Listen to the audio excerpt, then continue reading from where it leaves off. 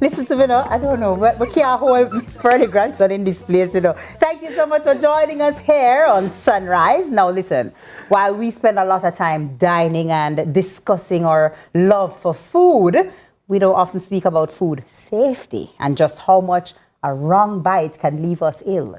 Ahead of World Food Safety Day 2026, we want to look at the issues affecting the food we eat every day, from foodborne illnesses and food recalls to climate change and the spread of misinformation online.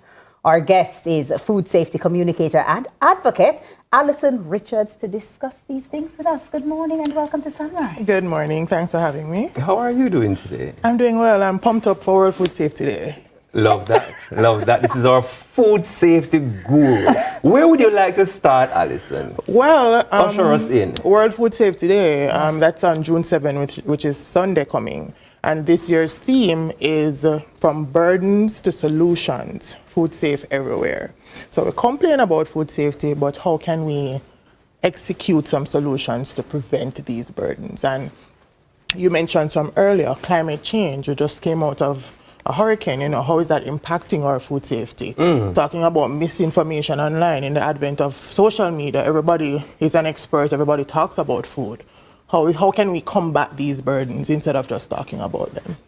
And then as an additional burden too, Alison, I think that food security overall is a major concern of ours at the moment. And is there anything that's being done to really cause us to feel more secure?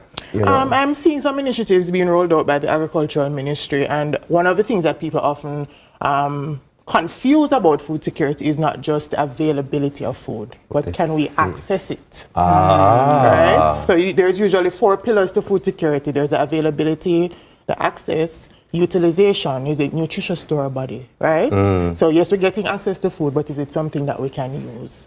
And so those are some things we want to think about. But as I said before, I'm seeing, you know, where the government is making some steps, you know, rather they've now implemented a whole licensing to prevent against spreading larceny. So those are some steps that we're looking, people are encouraging backyard gardening, and everybody plays a role in that. So we can't just sit and be like, oh, the government is not doing anything. It's everybody, it's a stakeholder initiative. So what is the food industry doing? What are we as consumers doing? And what is the government doing? Well, we're talking about food security, but what about food wastage? I noticed we're talking about several things that impact food safety, but is wastage being considered as well? Yes, food waste is also a very important issue because the UN, the Sustainable Development Goal 12, which is responsible food consumption and production, speaks to that. We want to reduce food waste because the more food we waste, the less food we have, right? Yeah. So you're spending money, you're spending resources to make food, but then we're wasting food. So how are we keeping our leftovers? How do we store them to ensure that we get the most out of our food? How are we upcycling? We do a fried rice with the leftover, right? You know? So how are we reducing food waste? Because that does in turn link to food security. I wanted to piggyback on that earlier, because one of the things I'd love for people who are watching this segment to take from it is how they can ensure that the food that they are consuming at home right now for breakfast, how do we ensure that our food at home is safe for consumption? First thing, washing our hands.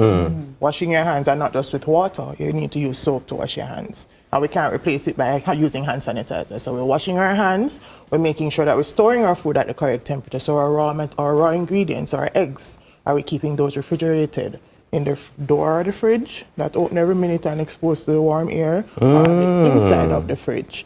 Our meat, how we're storing our meats in our refrigerator. And is the fridge door, the egg something? It is, but it's really not the best place to store your eggs. Interesting. You keep opening the fridge door, so the warmth of the outside is getting to your eggs. I like the fact that you mentioned the washing of the hands, because there are a lot of us who, don't mind me, Sunrise, there are a lot of us who like to eat and lick with 10 finger.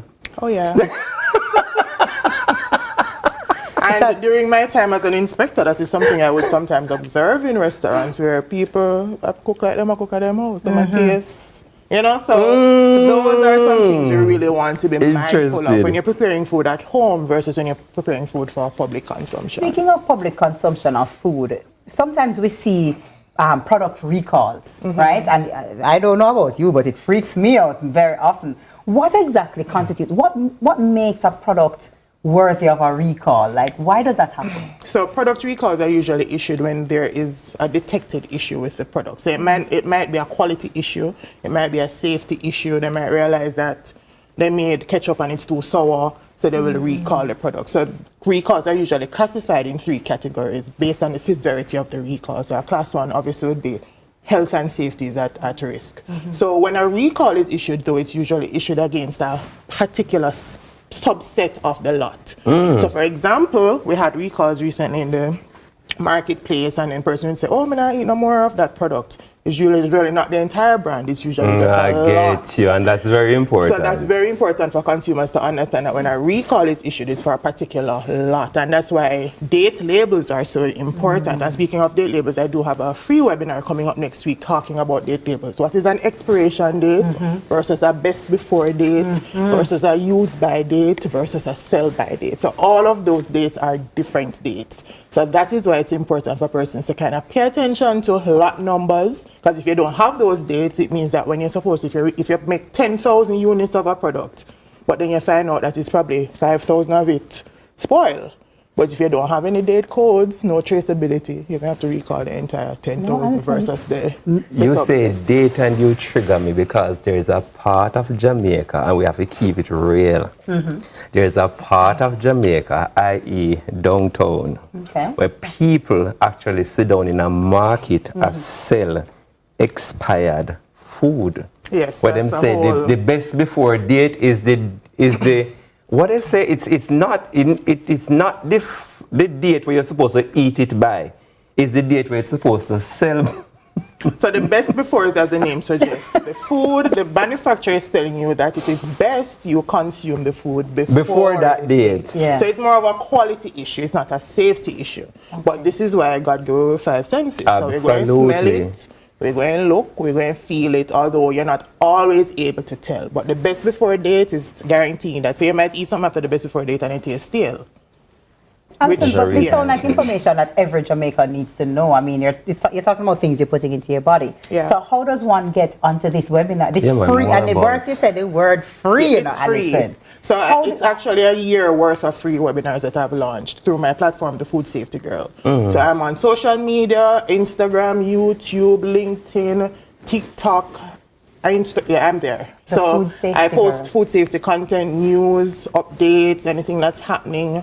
And the webinar is advertised there, and it's just via Zoom. An hour next week Thursday, just log in, get the information, and I also post the recordings of the webinars on the YouTube page as well. And of course, for those the techies among us, you can actually scan the barcode that's on your screen right now to register for this free webinar that I think is going to be very, very good information for people. You know. It's things that we take for granted sometimes. Yes, when it could be, sometimes it's the matter between life and death, really and truly. Right. Absolutely. My grandmother used to say, you have Marley grape and Fluxy complain. Jeez, That's it. And a tip I want to, the condiments we have in our fridge. Oh, we have to change out the mayonnaise we have in our fridge, right? Alison, who sent you? Right? Who sent you? Who sent you from a ranch? Yeah, you're And the blue cheese. Oh yeah. So you want to pay attention to those best before dates, the expiration dates, and expiration dates tend to come on more perishable items. So your yogurt, your cheese, those will have expiration dates, but your best before. So you want to pay attention to those things. Don't have your ketchup and your those things in your fridge for too long. Makes Don't sense. Audit, right? Makes sense. Makes sense. Makes Alison, you come sense. here. I really Our guest show us has the been way. Alison Richards, the food safety girl, food safety communicator and advocate. We head into the morning news after these messages. We invite you to stay with us right here on Sunrise. It's news time. A news time. It's news time.